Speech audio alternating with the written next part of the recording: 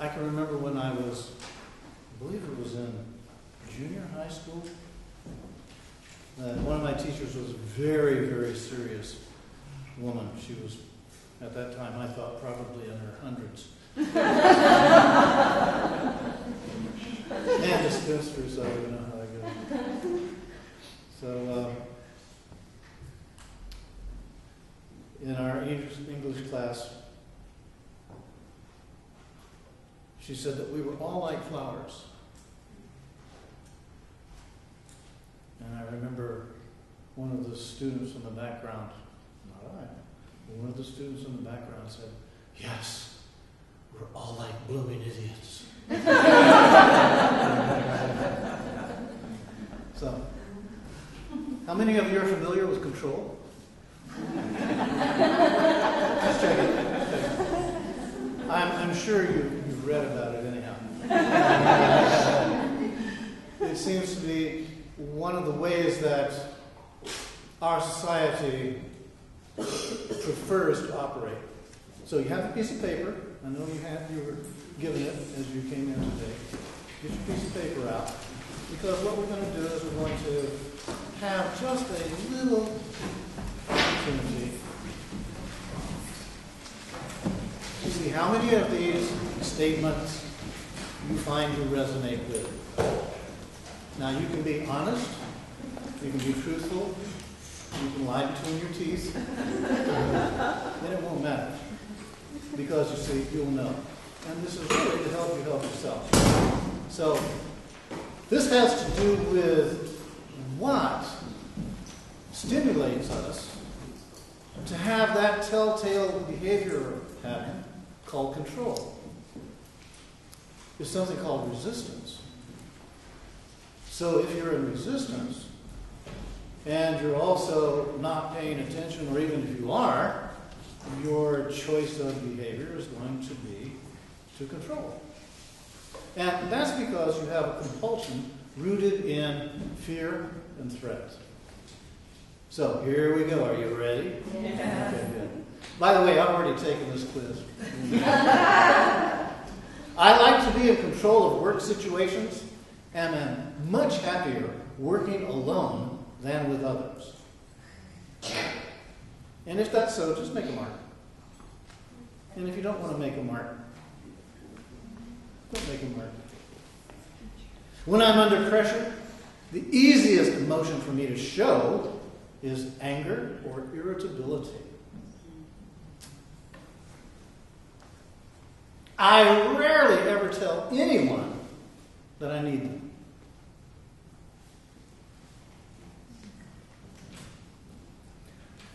If it's my house, the people in it should follow my rules. That sounds like a winner. I find it hard to admit being vulnerable. I don't often say I'm wrong and mean it.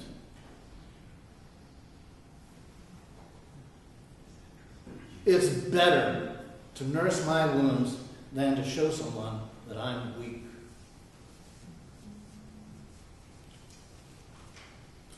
I'm a better talker than I am a listener.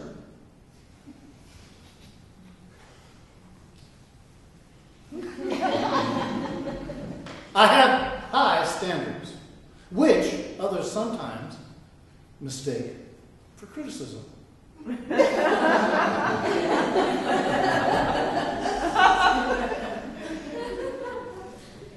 I'm good at caring for other people's needs, but then I get disappointed when they don't think as much about mine.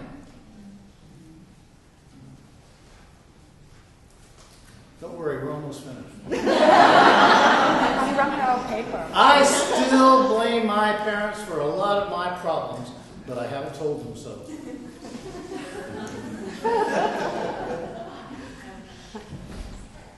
That's it.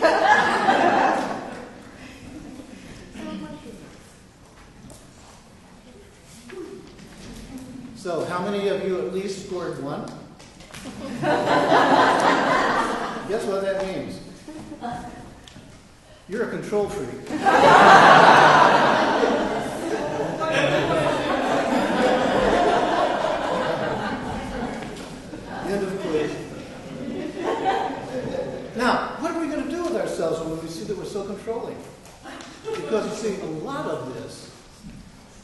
behavior is unconscious.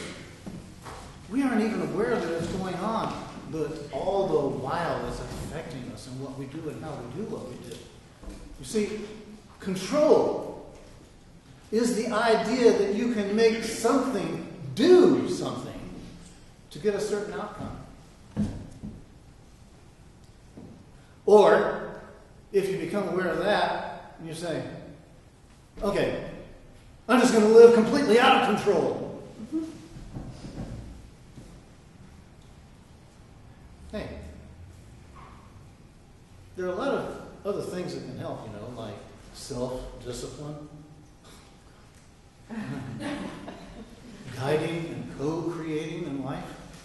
Just to mention a few possibilities of other ways you can go about living your life. Now, trust me when I say I took this quiz, and I also found that in many of the instances, at least once in a while, I resorted to such behavior. You notice the chairs, how neatly they're arranged right now? See, OCD might be considered a manifestation of control. It might be. But you see, then you look again, and it's for you to get honest with yourself and develop some honest communication with yourself. Because this really is all about you. This isn't about me pointing out your shortcomings, which I know some of you have that energy about you. You're already there on defense. You came in defensive. That's your problem. That's not mine. But again, look and see. If you don't consider it a problem, then perhaps what you're doing is you're hiding from yourself and you don't realize how you're actually living your life in such a controlled way. Okay, control really reveals that you're afraid. And you're afraid to be vulnerable and to accept vulnerability as another way of actually choosing to live your life experience. This idea of co-creating, that isn't something that you then get together with someone else and you say, all right, we're going to control this situation. That happens all the time. Think about it now. When you're acting from an unconscious state, you're going to seek out others who are just like you so you can live your life and say, I'm not alone in this. Somebody else is the same way, therefore I am. All right, I'm correct. No, this is about really getting to a place of developing an ongoing honesty with yourself and yourself so that you choose to face life, realizing certain things that up to now you haven't really embraced. One of the biggest things that you haven't embraced yet is that life truly is for you. Life isn't against you. You may want to stack a deck in your favor, believing that you have to do it, when in reality you don't. Life always is there favoring you, but you've got to favor yourself. And one of the things that shows up if you are truly favoring yourself is you have more of an ease. It has taken me this number of years to get to a place where I have more ease with myself, with my life, and with you than ever before. And it radiates from me, and I know that it does. And because it does, it's either going to stimulate you to likewise see you have the same or better than I do in yourself, or you're going to resist it because you find it such a challenge to you. And either way is okay. But if we look at this from a perspective of resistance and control, we see that all the while we're actually living this, we are generating this kind of energy which affects us mentally, emotionally, and physically. It registers in us. It registers in our body. Because our bodies always show us what we're living by the state of health that radiates from us. When you are in a place of control, you have a belief that you can control. Now, here's one of the things to try to see just how you are with regard to control. Try meditation. It won't take but about 30 seconds for you to realize just how out of control you are. And if you believe that that then is your opportunity to try to control your thoughts, give it hell. Knock yourself out. Because you're going to see you do not really fare well in trying to control your thoughts. But what you can discover in meditation is another approach, and that is relax. Don't try to control your thoughts. Let them come, let them go. And you see, that will give you a feeling of control because I'm letting them come and I'm letting them go. Only then to later on realize, well, gosh, they're going to come and go regardless of whether I control them or not. Which then is going to give you some insider information as to the reality of the way life works. Everything passes. Everything changes. If you can learn to be in that place, and it is a learning opportunity, you see. Learn to be in that place to where you let things come and let them go. Then you're going to find that you develop more of an ease within yourself, with yourself, and with life. Then you can actually find it's a lot easier to cooperate with life instead of seeing life as a constant challenge. You can cooperate. You can actually let life affect you in such a way that you feel it is for you. And then you find that there's another part of you that starts to wake up and assure you all is well. You see, nobody else can make this happen for you. You can hear it until the cows come home. You can hear it until your ears fall off your head. And it is not going to matter one bit until you actually tune into the reality. All is well. And when you do, then you're going to be able to let others come and go and do what they want to, act how they want to, react how they want to, resist how they want to, agree how they want to, and you will see all is well. They're not your responsibility. The only one that is your responsibility is you. And that means you just claiming to be responsive instead of reactive in your life to the things that come and go. Then you'll be able to enter into that co-creative position where you experience the flow and you're able to be in the flow. Even when things that come and go in you that aren't necessarily flowing experiences, you're able to move with them. You're able to also realize that openness and defensiveness, or defenselessness, is one of our greatest powers. That you don't have to defend yourself, because life is for you.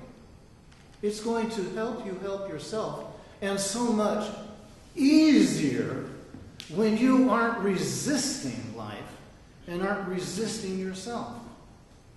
I often suggest to people, if you're in a situation where you really can't do anything but resist it, why don't you get away from it for a while?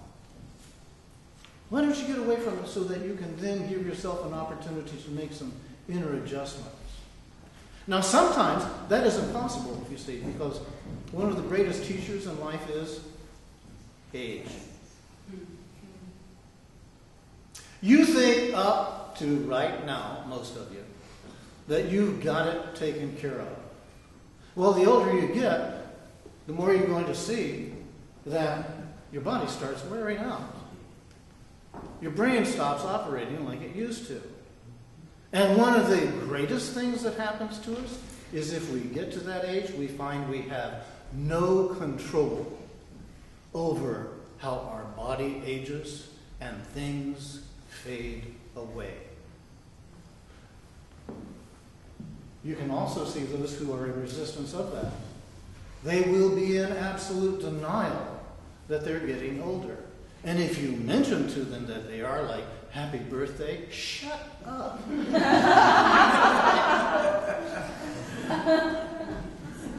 I know. Some of you are getting this and some of you are still in resistance to it. And it's all right with me.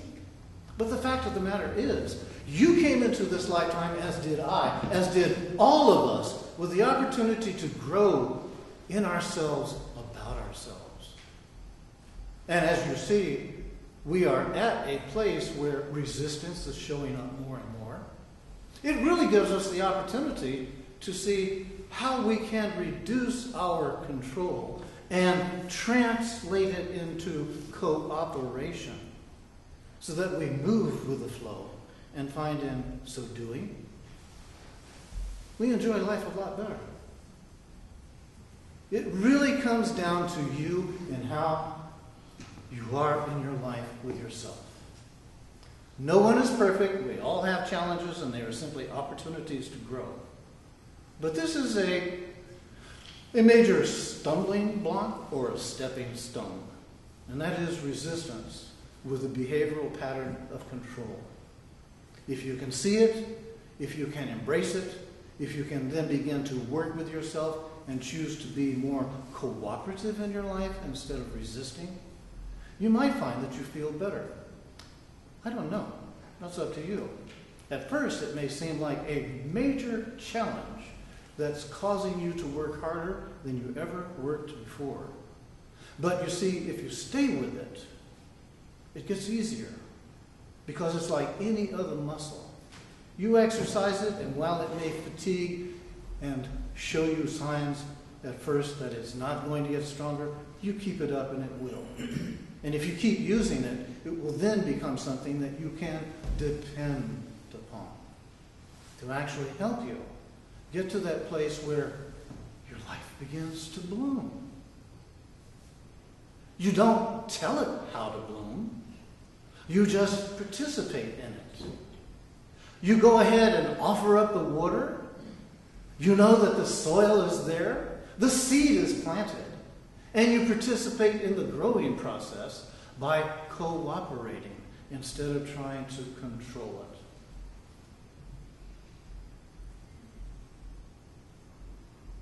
it. Yeah. This is about you. This is about me. This is about us learning together. And in that way, feeling that connectedness of a likeness of receptivity to something that truly benefits us as we choose to live it. If it were only a matter of me telling you, you must do this, it's not going to work. But a matter of me encouraging you to try this out, and then you find out for yourself, that's where it shows up. Because then you see, it becomes yours. You and it unite in the living experience that reveals the reality. Your life can and will bloom if you choose to participate, cooperate, instead of resisting and controlling. Thank you.